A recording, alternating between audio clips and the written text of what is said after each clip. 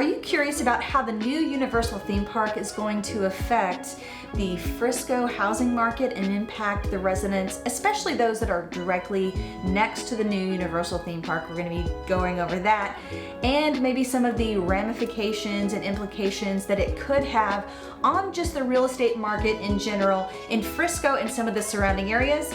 Well, that's exactly what we're going to be talking about today, so let's do this.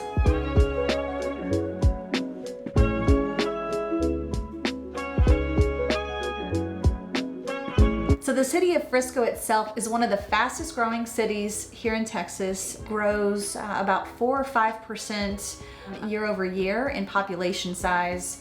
And for those of you who don't live here in North Texas, Frisco is located about 27 miles north of the heart of Dallas.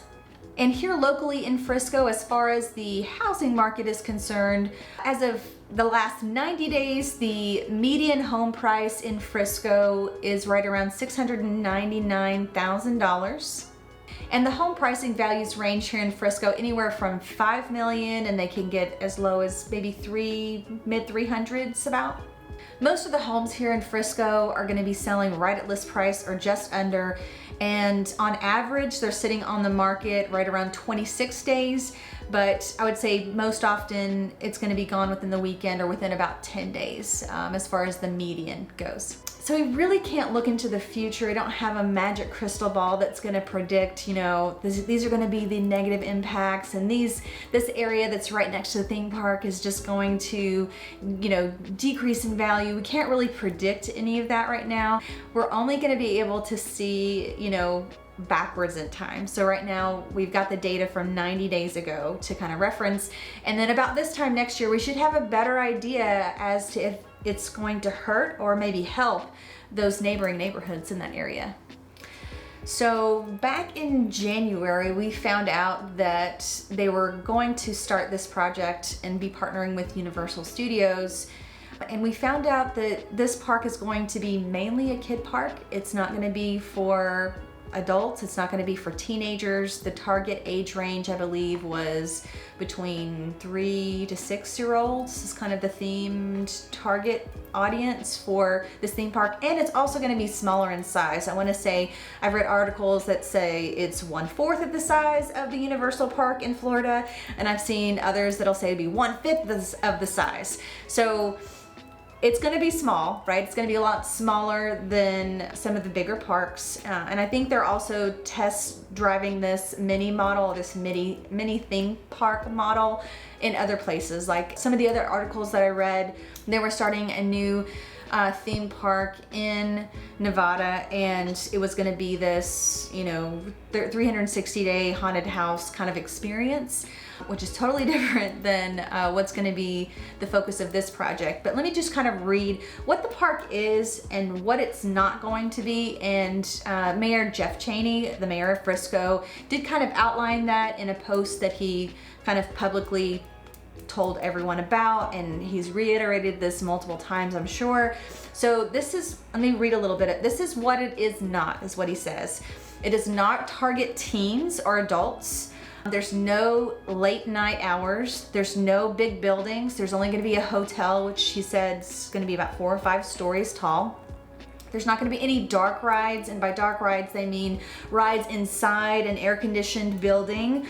There's not going to be any fireworks, and there's not going to be any tall roller coasters. So tall as in 40 to 50 foot maximum is kind of where they're eyeballing that, and they're going to be mainly family friendly coasters. So what it is, and this is kind of what we mentioned earlier. So the target audience for this theme park is ages 3 to 9. Sorry, I messed that up a little bit earlier. It's going to have family-friendly hours. So during the weekdays, it's going to be open from 10 and it's going to close at 6 p.m. And on the weekends, it's going to be open from 10 a.m. to 7 p.m. Now, this is going to have character meet and greets. The hotel is going to be obviously designed for families. It's going to have an inward-thinking environment. The focus is going to be on the inside of the park, not the outside of the park. And each land, it's going to have its very own lush landscaping. They did mention that they're trying to put the park back in this theme park, so it's going to be a lot of vegetation, a lot of greenery a lot of green spaces in this specific theme park. And the goal is going to, I already mentioned that, the goal is to put the park back in the park. Places provided to get out of the heat. So they are gonna have several places where parents can come in. I'm sure the stores are gonna be very well air conditioned with all their merch and merchandise. And then obviously he talks about the 40 to 50 foot maximum family coaster. So we talked a little bit about what the park is and what it is not, and now we're gonna kind of look at some of the economic impacts. So I think it's gonna have a very strong economic impact. Right now here in DFW, there's about 6 million people that live here. So if all 6 million people went and visited this park just out of curiosity to see what it was like, to see if that's something that they would want to take their family to, I mean, that's a lot of people. That's just in this one specific area. And then we've got Oklahoma to our north, which I'm sure they'll be bringing lots of people to visit from there. We also, let's see, what not too far away from North Dallas would be, and also really not that far away is going to be places like San Antonio, Austin. You know, people from those areas, from other parts of Texas are going to come in and visit. I'm sure we'll have several Floridians that come and want to check out the new park because they've experienced the park in Orlando. And maybe a couple of Californians as well coming in to check out the park in Texas to see kind of what it's about. So I really think this is going to have a really positive and strong impact on the economy as far as how much money they're going to be making. However, I do see what kind of some of the local residents see as far as problems with traffic or how many people they're anticipating, which we're going to kind of go over some of those numbers in just a second. The other thing that I thought was a little bit odd is that all the announcements about, oh, the new theme, they just, you know, got Universal Studios and they're coming. All those announcements were made in January, and quickly, like really quickly in February, the city council put it to a vote and voted in favor of it. And to me, I thought it was kind of a weird, like quick turn of the hat, like, hey, we're gonna lay this news on you, and then you have, you know, maybe a month to think about it and get back to us. And I really thought that turnaround was a little bit quick. However, I am not a political expert, and I don't know how quickly, you know, once they announce a development or a major development, how long the people that live in that area have a chance to respond normally with other projects that maybe they had for the city. So I'm not really sure if that was an unusually fast kind of turnaround. City council got to vote and then bam, they're starting construction, you know, really quickly on this project. And not only was this a quick turnaround, but there were even some local people that were mentioning that the city council kind of got a little bit of a kickback, like they were getting some sort of ticket. So, and those that live directly in that Cobb Hill neighborhood, that's the housing development that's going to be right next to the new Universal theme park. That specific housing development, a lot of residents that were right next to it had a lot of concerns about the theme park, and I just want you to listen to a couple of the clips here. People who live near the proposed site of a Universal Studios theme park ask Frisco city leaders to take more time studying its potential negative impact. This major of a project that's been shoved down our throats, completely shoved down our throats. It's unbelievable. They also don't like the fact that city leaders will be getting free tickets to the park, or at least discounts. If this is not explicit quid pro quo, it is implied. During a final presentation, the city council heard about the park generating $3 million a year in sales and property taxes, along with more than $1 million a year in hotel taxes. From every aspect, it'll be something that I think that the city of Frisco will be proud of. But those who live in the nearby Cobb Hill neighborhood of more than 200 homes worry the park will be an eyesore that will bring traffic and crime, not to mention lower their property values. The trees are too small. I mean, 12-foot trees to try and shade 80-foot structures. Give me a break. Our home in Cobb Hill is our retirement home, and approval of this SUP will undoubtedly alter our way of life. The arguments seem to have fallen on deaf ears as the council passed the first of two votes tonight to approve the zoning request needed for construction to move forward. So as you can tell, a lot of them felt like they were a little bit betrayed, a little bit blindsided.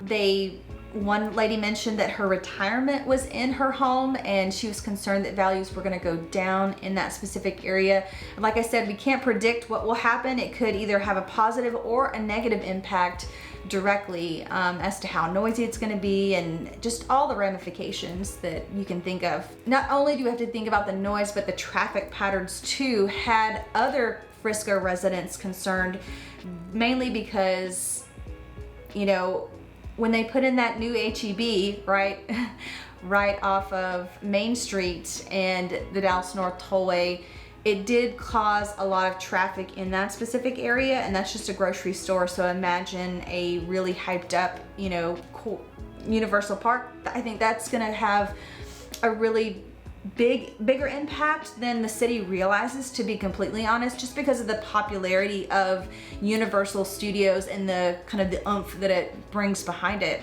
Now, as far as kind of the positive take, like others kind of the outside looking in, maybe those that don't live directly adjacent to where the new theme park's gonna be, I did want to kind of talk about some of the positivity to the economy. Not only are they going to receive millions of dollars in tax revenue and tax benefit as a result of the theme park, but they're also going to be creating jobs. So they were estimating about 175 full-time jobs for this specific theme park. And then they also mentioned about 1,400 seasonal part-time jobs for the park as well. So that's gonna generate a lot of job opportunities specifically for this area. And as far as increased housing demand, I don't really seeing it having as much of an impact on Frisco. I mean, it could.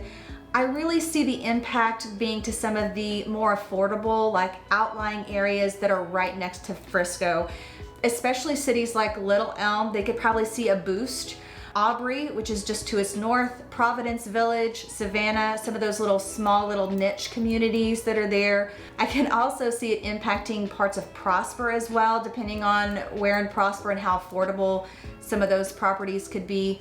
I also see it impacting McKinney, because McKinney is typically a little bit more affordable than Frisco, and maybe even parts of North Plano that are a little bit affordable as well. We can see an uptick in some of the affordable areas, and with those increased prices of homes, we're also going to see an increase in property taxes, which I know property taxes are a big stressor for a lot of people, especially within the past couple of years here in North Texas, where we've seen home values increase, you know, over $100,000 or more right after the pandemic. And as far as population is concerned, I don't really see the population of Frisco getting a big boost. Like I said, I think they're gonna see more people moving in and relocating to those more affordable areas that are just outside of Frisco. I think that's where the big boom is gonna be coming as a direct result of this newer development. And for those of my investors out there that are considering investing in Frisco from a residential perspective, I know what you're thinking: Airbnb, all the way, Airbnb. So as an investor, the first thing that you need to think about would be the HOA. Will the HOA allow you to take that home that you purchased and rent it out as an Airbnb? There are a lot of HOAs in North Dallas, especially Frisco, that are not friendly to Airbnb, Vrbo, vacation home rentals, etc., etc. So first of all, before you're making that home purchase, make sure you check the bylaws, make sure you understand that can it be used as a short-term rental or not. The other thing to think about is, as of 2021, the city of Frisco actually passed into law what's called the short-term rental ordinance. They're going to require that anyone that has an Airbnb, a $300 annual fee to continue operating as an Airbnb. So just keep that in mind. That is going to be an added expense if you do have a property that is an Airbnb, and it needs to be registered with the city. Otherwise, you could potentially get in trouble, get removed from websites. You know the whole spiel. And lastly, you want to make sure that it's in close-ish proximity. I would say you probably want to be looking at homes that are maybe 15 to 20 minutes from the theme park. The closer the better. And I would also recommend, obviously, an area that does not have an HOA, or maybe that has a multi-use or, you know, unique zoning parts to it would be a great area to invest, especially when looking for an Airbnb rental. So what do you guys think? Do you think that Universal Studios is going to have a positive or a negative impact on the Frisco housing markets? Let us know in the comments below. And hey, I think you're going to also enjoy this video right here. Thank you guys so much for watching, and we'll see you on the next video.